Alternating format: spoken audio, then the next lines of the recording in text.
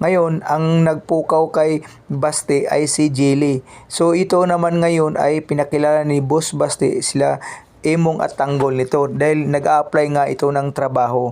Sa sawing palad ay natanggap ito ni Boss Basti dahil kay Bubbles at dahil sa pakiusap nito.